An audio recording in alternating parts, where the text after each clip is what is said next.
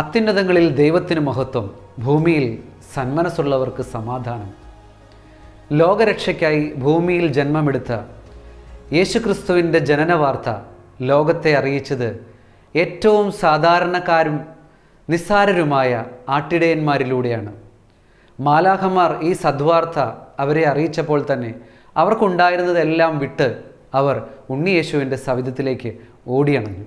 1000 പുൽക്കൂടുകളിൽ ഉണ്ണി പിറന്നാലും നമ്മുടെ ഹൃദയങ്ങളിൽ ഉണ്ണി പിറക്കുന്നില്ലെങ്കിൽ, അതെ, ഉണ്ണിയേശുവിൻ്റെ ജനന സമയമായപ്പോൾ മാതാവായ മറിയവും യൗസേ പിതാവും ഒരു സ്ഥലം കണ്ടെത്തുന്നതിന് വേണ്ടി അനേകം ഭവനങ്ങളുടെ വാതിലുകളിൽ മുട്ടി. പക്ഷേ എല്ലാം കൊട്ടിയടക്കപ്പെടുകയാണ് ചെയ്തത്. ഇപ്പോഴും ഉണ്ണിയേശുവിന് ജനിക്കാനായി നമ്മുടെ ഹൃദയങ്ങളുടെ വാതിലുകളിൽ മുട്ടുമ്പോൾ വാതിലുകൾ കൊട്ടിയടക്കപ്പെടാതെ തുറവിയുള്ളവരായി നമ്മുടെ ഹൃദയങ്ങളിൽ ഉണ്ണിയേശുവിന് ജനിക്കാനായി നമുക്ക് സ്ഥാനമൊരുക്കാം. ഉണ്ണിയേശുവിൻ്റെ സവിധത്തിലേക്ക് വന്ന 3 രാജാക്കന്മാർക്ക് വഴികാട്ടിയായത് ദിവ്യപ്രഭ ചൊരിയുന്ന ഒരു നക്ഷത്രമായിരുന്നു.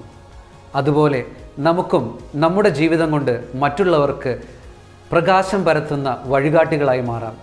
ഒപ്പം കാലിത്തൊഴുത്തിൽ ഏറ്റവും എളിമയുള്ളവനായി യേശു വന്നു പിറന്നപ്പോൾ രാജാക്കന്മാർ വരെ യേശുവിൻ്റെ മുമ്പിൽ എളിമയുള്ളവരായി മുട്ടുമടക്കിയതുപോലെ നമുക്കും ദിവ്യ ശിശുവിൻ്റെ സവിധത്തിൽ എളിമയുള്ളവരായി മുട്ടുകൾ മടക്കാം.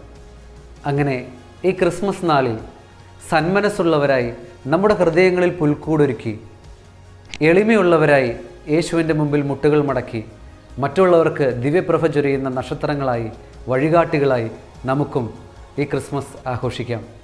വരുന്ന ക്രിസ്മസിൻ്റെയും പുതുവത്സരത്തിൻ്റെയും എല്ലാവിധ ആശംസകളും ഏറ്റവും സ്നേഹപൂർവ്വം എല്ലാവർക്കും നേരുന്നു.